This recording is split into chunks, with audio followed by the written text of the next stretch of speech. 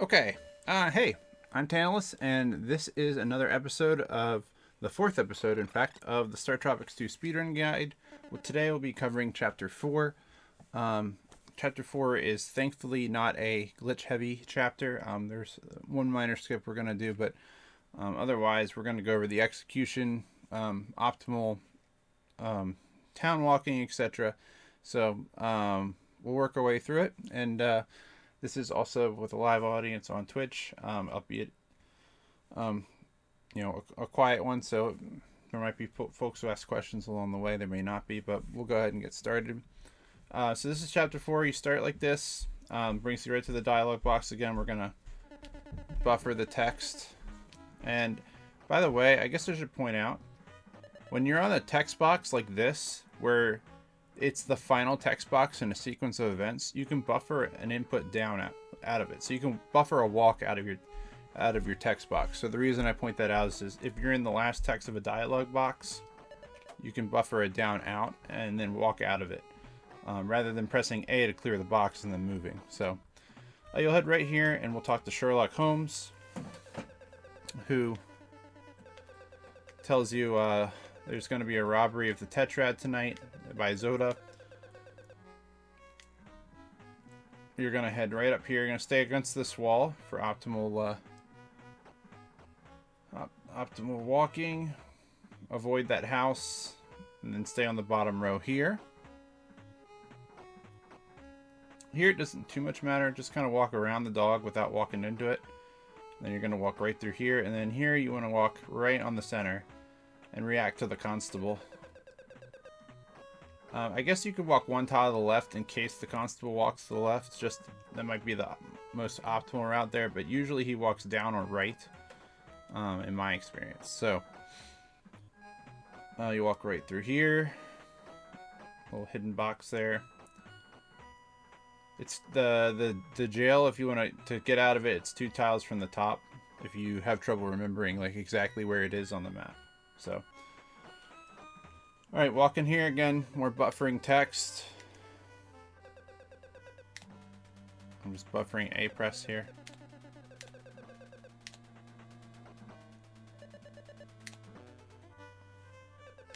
That's because this is a cutscene. You can easily buffer walking out of it, but if it's a dialogue box that's in the overworld, then that's what I'm talking about, more about walking over it. All right, so this introduces the rafts. The rafts are unique because you can just walk right off of them. Unlike the other platforms, you just fall right off. These, you can walk against them forever. But you have to be a lot more careful on these rafts because you can walk right off of them. You want to be like right in your jumping range, go jump for that, and then do some buffered jumps off of there. Now what you're going to do for this room is the same thing we did in chapter 3. We're going to exploit the wall push. It's really easy. This is because last time when I demonstrated it, I pointed how you had to do that, where you do like you jump and then do a up, and then you do a jump up right, and then up, and then right. Here, you don't have to do the right part. You just have to do the jump up right and then hold up. In fact, you can even hold up left like I did there, and you'll still make it up there. So as long as you're holding up in some direction that's not up right, because you'll fall if you just hold up right. You can't hold up right. So you either have to hold up or up left, and you'll make it. So what you're looking for is probably like right when Mike gets between tiles. That's when you want to switch it, because if you do it too soon, you'll do that and you'll fall off. So that's also why holding up is easier, because up will lean you that way. It'll always work. So I don't recommend holding up left, but up left will work if you do it in the right spot. The easiest way is just to hold up. You're gonna hit this switch, and then we're gonna get out of here. Now before you go in this room, I do recommend equipping the Psychic Shockwave. The reason I recommend equipping the Psychic Shockwave is the way we're going to kill the enemies in these rooms. You want to have the dagger when you go in the door. It's going to be this door up here. When you go in that door, you want to have the dagger equipped, and this will help you do that. So the way we're going to do this is we're going to keep walking like this. And we do a double weapon switch. Now, if you're not comfortable, just equip the dagger and do 2 throws. Or if you feel comfortable, you could do 3 psychic shockwave tosses as well. It's a little bit faster to do the weapon swap. So if you don't feel comfortable, just do the 2 dagger shots and move on. As you get more comfortable, you can try doing the weapon alternating shots, which is a little bit faster, but it's not, it's a little bit harder to do. You always want to kill this first mouse, and then we're going to try and jump over the second mouse. So that's how we jump over that one. Same thing here. You're going to try and jump over that mouse here. And this part, we're going to try and jump both mice. They actually worked out there. Sometimes they get on the same square. And I'll do this a couple times to demonstrate it. But you see, now I've got the second shockwave equipped, so I'm going to do 1 and 1, and then I'll go in that room with the dagger.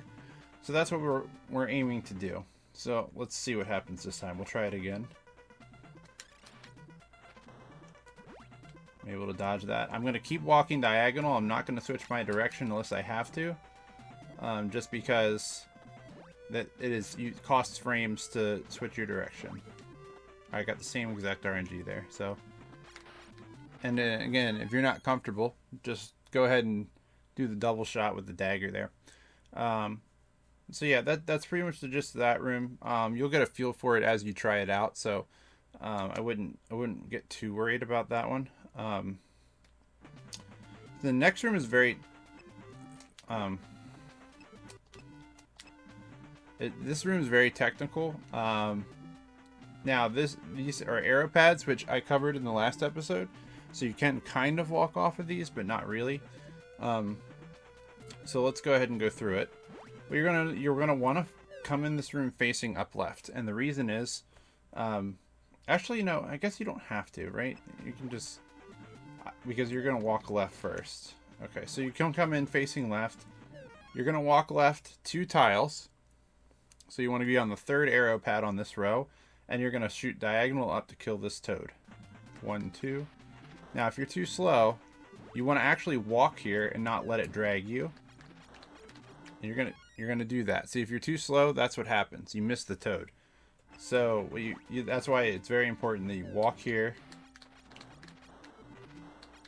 And then that 4th jelly, the 4th enemy, these guys should not always be consistent, but they should fall into line pretty easily. But that 4th enemy, the jelly, is going to kind of go all over the place. So you're going to have to react to whatever that one does. And then you're going to come up here. So yeah, these you can't walk off of unless you go to the end. And if I let go right now, I'll die. You see? But same thing here. But if I save it by jumping, then I'm fine. So if you do get caught on the edge of those platforms, then you just jump to save yourself. So the next room, there's a couple ways you can do this room. The way I've liked to do it is the way Fulco does it, which is you want to get up right here, walk back to the corner. Whoop, I didn't have the right weapon because I saved state that way. Alright, here we go. You have the dagger equipped. 1, 2, 1, 2. And then this one you might have to react to. Ideally, it's 1, 2, 1, 2, 1, 2. But sometimes the 3rd owl doesn't cooperate. Like that. That's the ideal pattern. But yeah, you're going 1 jump up here and then walk back to the corner against the wall. The other way you could do it is you could do this. That's a little bit harder. This is actually a lot easier if you just go up here. That almost always works for you. So these owls you cannot hit unless you're on the same plane as them, but they can hit you. So that's why you have to be up on this platform instead of doing the jump shots, or you have to do jump shots. But you can see how the RNG kind of works just about the same way every time. Alright, so we're on to the boss now. The boss is coming up, so I'm gonna explain how to set up the strat to jump on the platform, and then the optimal killing strat. This boss takes 16 hits to kill, and he is an instant death if you touch him. So I'm gonna just show it to you first.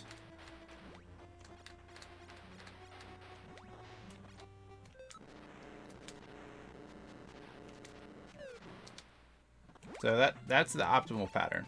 What you're going to do to set this all up, you're going to walk in facing upright. You're going to walk up here, walk all the way up to the wall, throw a dagger, and then jump. You will always be there in time. And I messed up. And then that's what happens if you mess up. So you can't afford to mess up. But what you're going to do is you go all the way to the top left of this platform, then you throw one dagger, then you'll jump. The platform will always be there right on time for you. And you're going to throw 5 shots on each block, and then when you get to the 4th block, as it appears, you'll do a jump shot. If you aren't comfortable with counting the shots, or you think you missed one, you can just stand on that 4th block and kill him till he dies.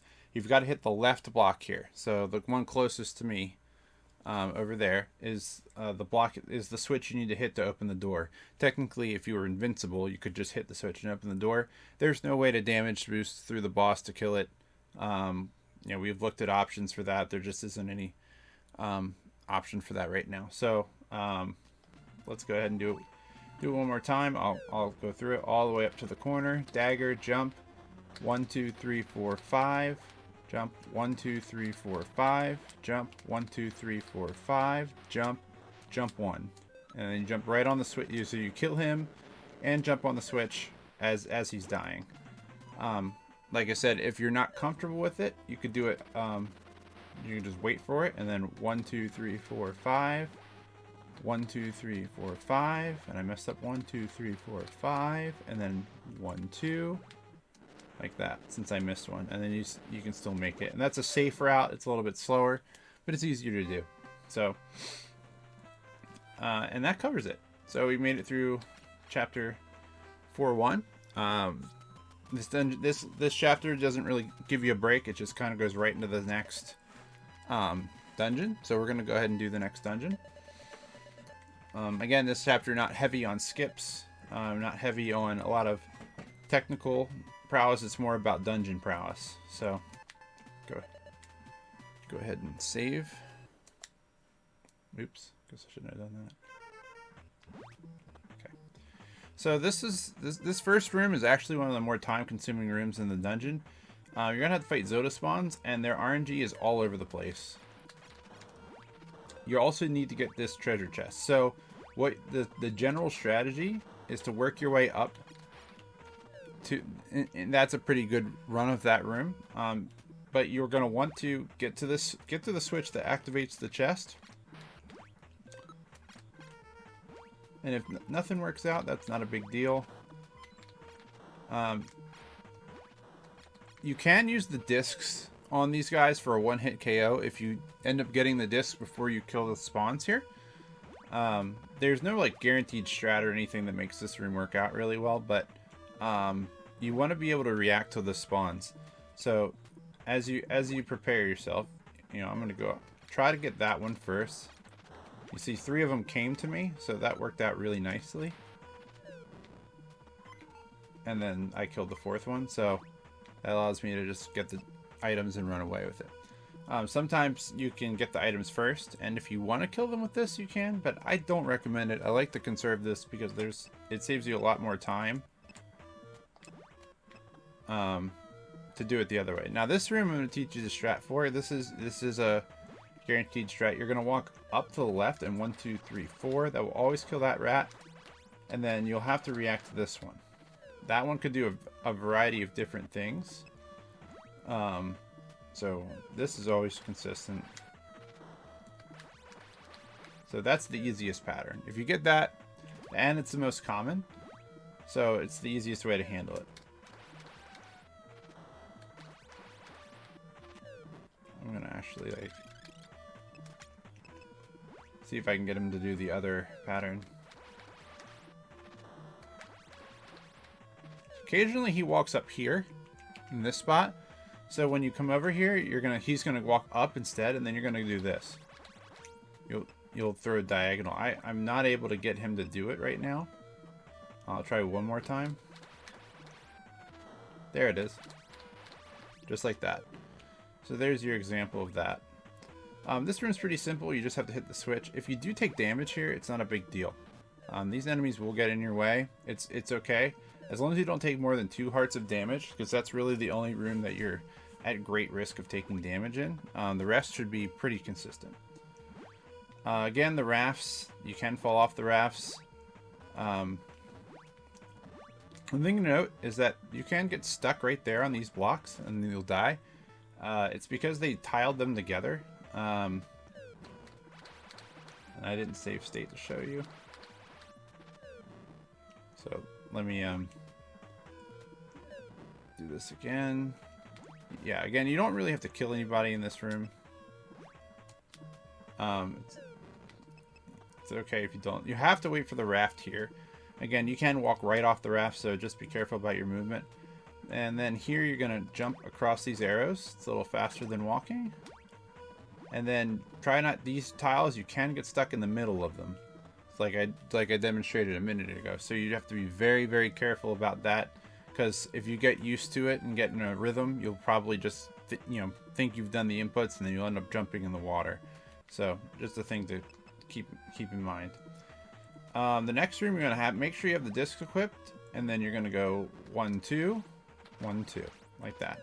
That should work just about every time. There's not much more to it than that.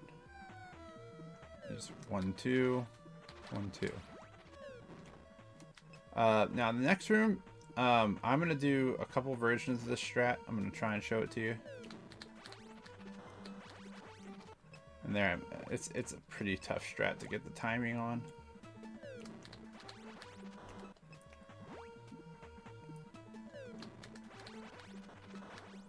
And that's the strat you want. It would get all 3 of the first of the blobs here. And then like that. That's the fastest way to do it. You need to be facing down left coming into the room, or you don't have time to get it done. I found that I can't get that consistently. So what I like to do is a baby version of it. And I didn't get the right RNG for it. And that's the weakness, is that it reacts to the most common RNG, which is that. But it is still a possibility that you won't get this. So it's 1, 2, 1, 2. And this is about where you want to stand, right there. You'll just do a 1, 2. Works just about every time. Oops. I need to have the... There we go. Great. Disc equipped. If you're really slick, you can react to it hopping down and then shoot 2 down like I just did. I did react to it there, so there is enough time to react to it if your reaction time's really sharp. But yeah, that's how you handle that room really effectively. That room is can be very costly if you don't have the discs. That's why I recommend conserving them and not using them in the early going so much. It's also why I recommend not killing the owl enemies in the room that I said you can take some damage in. Alright, so from here, you can still keep the disc equipped. You're just going to walk right into this spot, and then you're just going to hold down, go right through here. Now, I wanted to save state, so I need to show you something.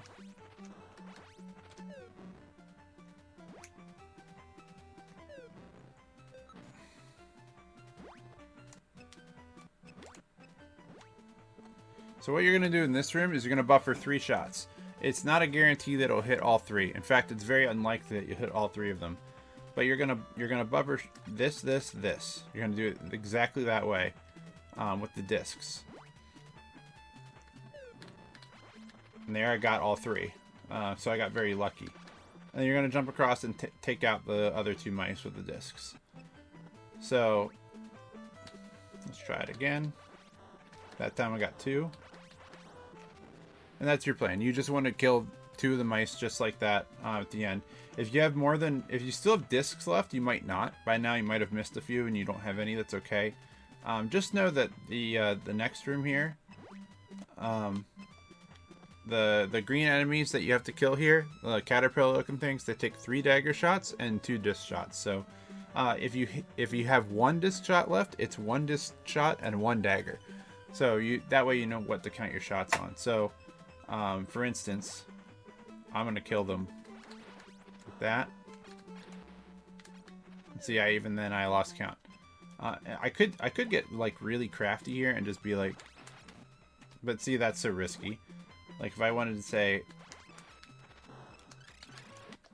Oopsies. I accidentally saved state. You see what I mean, though? Like, you could do a alternating shot. But if you don't have it, the best thing to do is, if you have no disc... Whoops.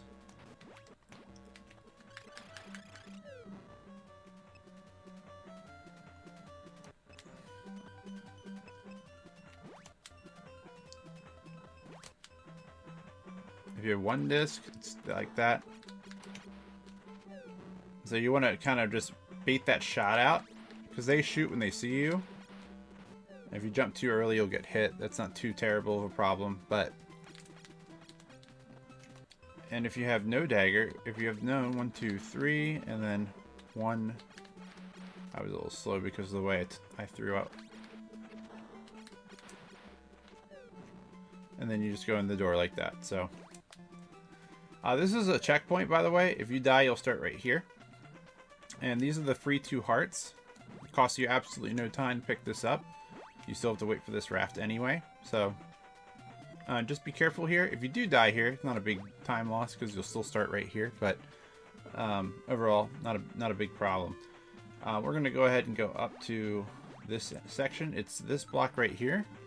And it opens the chest for the discs. Again, another basically no time loss to grab this. You still have to wait for this raft anyway, no matter what. So, just don't jump on this block early. Wait till you can see the raft in sight there, because the block will sink before the raft gets to you and you'll die. So, that was a rookie mistake I made. Here, if you want to make it easy for yourself, you can throw 1 shot in, go to here, and these guys should be dodgeable. I'm going to pause here to save state just so I can demo the boss, because we have a lot to go over on the boss here. But that room should be pretty self-explanatory. You'll get a feel for it.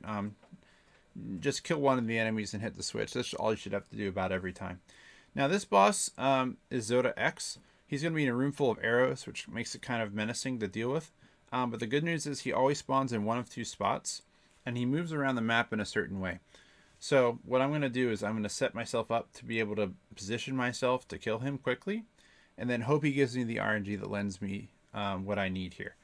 It is a little bit tricky, but he could either spawn right here, or he can spawn right here. Now, if he spawns right here, you want to kind of load into him right there. Now he could go anywhere. I don't know where he's going to go next, so I just kind of have to wait for it. If I had that, that would be a fine boss fight for the speedrun. When he does, he has those both attack patterns. He has the flames, which you want, because you can 1 cycle kill him. He has the beam shots, which are bad for 2 reasons. You can't kill him in 1 cycle, and they're harder to dodge. So you want to be very careful about that. So I'm going to go in here. I'm going to stand right down here, and if I see him spawn right there, then I know he's here.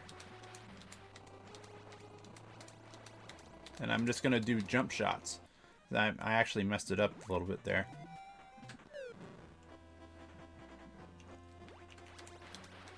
So I'm going to keep jumping in place. And I messed up the jump. Of course I did. To get the 1 cycle here. Now he's not going to spawn in the middle. He's going to be on the left. So if he doesn't... Because he's on a timer...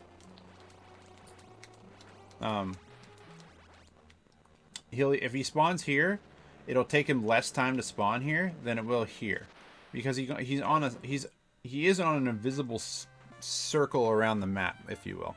So he moves around invisibly, and then he appears in this spot. So it would be on his way to this spot. So he just decides to stop here, or he decides to stop here. If you walk down to this spot, he will always do that every time. If you walk down to this spot, he'll spawn in either to the right of you here or to the left of you. And see, now I know he's going to be on the left of me. And now I can start... And see, he shot beam shots that time. Harder to dodge, harder to deal with. I got hit. And just know that the flame can block your shot. So you don't want to have that happen. If Zoda is on the same tile that he spawns his flame on, you can usually still hit him. But if there's a flame in between you and him... then it can block it. So I like to just sit right here and see where he's going to be. So I know he's going to be on the left. And yeah, those shots are tough to dodge, especially when you're trying to jump in place and hold yourself steady. And so if he does 2 beam shots, it is possible to get him in 2 cycles with 2 beam shots, but it's very difficult. So just work your way through it. Patience is important, and then you want to be at the top of the door right here and just keep jumping to hold your position. Because that door opening, if you jump, you'll jump into the open space once the door is open. So I'll do one more fight.